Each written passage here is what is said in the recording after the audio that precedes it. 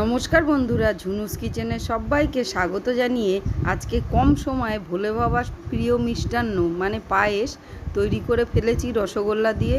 তো চলুন বন্ধুরা, এই রেসিপিটা কিভাবে তৈরি করতে হয় কম সময়ে তো দেখে নেওয়া যাক এই রেসিপি।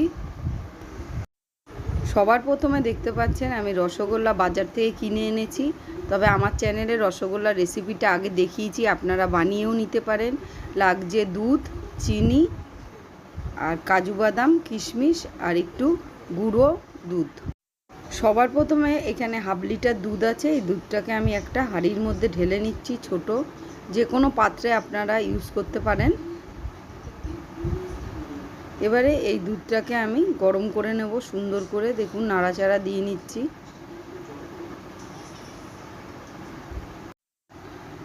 তো দুধটা এখন ফুটে উঠেছে। এবারে এটাকে হাতা দিয়ে সুন্দর করে নাড়াচাড়া দিয়ে নিচ্ছি। মিডিয়াম টু লো ফ্লেমে এটা তৈরি হবে। এটাকে সুন্দর করে নাড়াচাড়া দিয়ে নিয়ে তারপরে এর মধ্যে দিতে হবে চিনি। আপনারা যেরকম মিষ্টি পছন্দ করেন সেই অনুপাতে চিনি দেবেন। আমি এখানে হাফ বাটি চিনি দিয়ে দিচ্ছি। দিয়ে এটাকে সুন্দর করে আবার একটু নেড়ে চেড়ে নিতে হবে।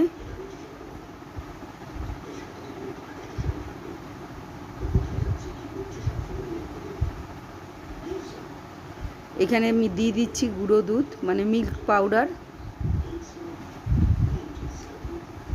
দিয়ে এটাকে সুন্দর করে মিলিয়ে দিতে হবে।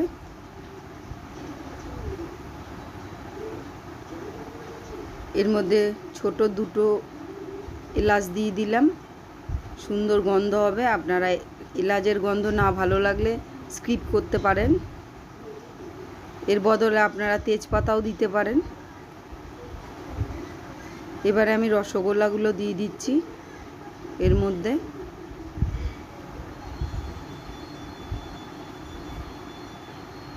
দিয়ে একটু নাড়াচাড়া করে নিচ্ছি।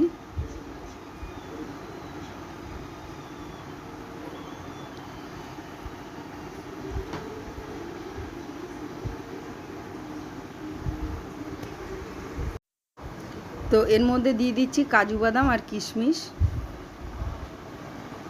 দিয়ে এটাকে একটু ভালো করে ফুটিয়ে নেব।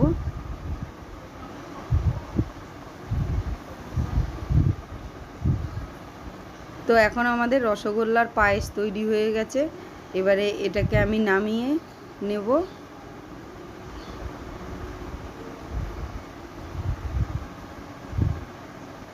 দেখুন বন্ধুরা কতটা সুন্দর হয়েছে রসগোল্লার পায়েস। তো আমি এবারে একটা বাটিতে নিয়ে নিচ্ছি।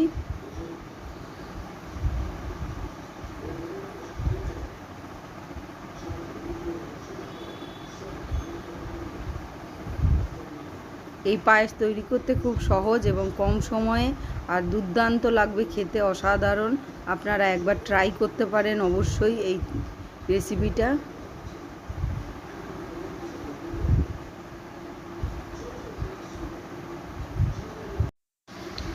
তো বন্ধুরা আজকে আমাদের রসগোল্লার পায়েস তৈরি হয়ে গেছে। আপনারা এটা ভগবানকেও, ঠাকুরকে, শিব ঠাকুরকে আপনারা নিবেদন করতে পারেন।